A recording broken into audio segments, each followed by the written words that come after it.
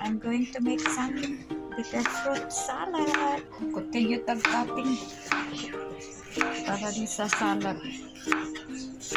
And this vegetable is very healthy, good for diabetes, if you are a diabetic person, good for cholesterol, high blood pressure. Research lang, but I know this is very healthy kasi we always cook this when I was in the Philippines. Pero right now I'm doing it as salad. So ganyan lang. I'm cutting my onion.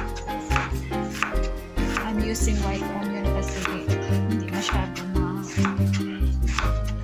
matapang, while the red one is matapang ang amoy na.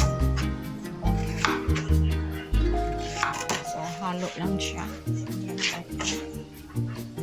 Then we're going to start cutting our right here. Very simple lang. Binakid style. But for me, I always remove the seeds, mga langga, kasi pag hindi mo yan tanggalin, magtubig-tubig manggod siya. So, I rather to remove the seeds, you know. Kahit hindi mo na magasan, matanggalan lang siya. Kasi yan ang mag-focus ng magtubig-tubig yung salad. So, and just now, I'm going to cut it into small pieces. Okay, let's start mixing our Ampalaya salad or butterfruit salad or gourd salad. That's what they said. So we're going to put 1 tablespoon of brown sugar.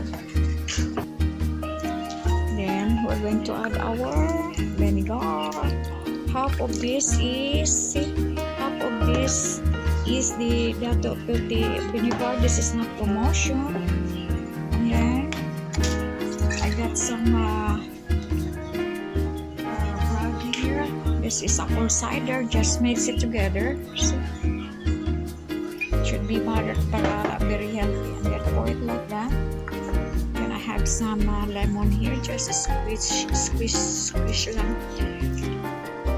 Ganyan.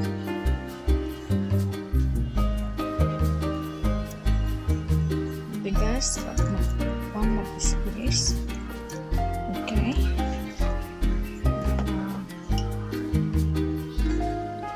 Add patis, you know, fish sauce.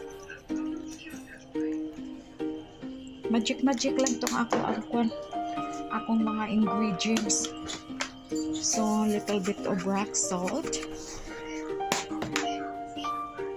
and a powder of garlic para may lasa. You can add also the sili, no, para medyo hanghang, and then little bit of magic sarap.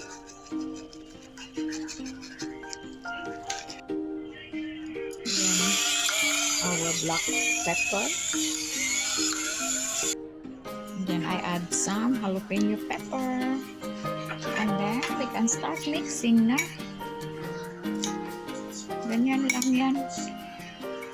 And then mix lang very well para mag-coordinate ang lasa. And then if the flavor is not enough, you can add more rock salt or patis.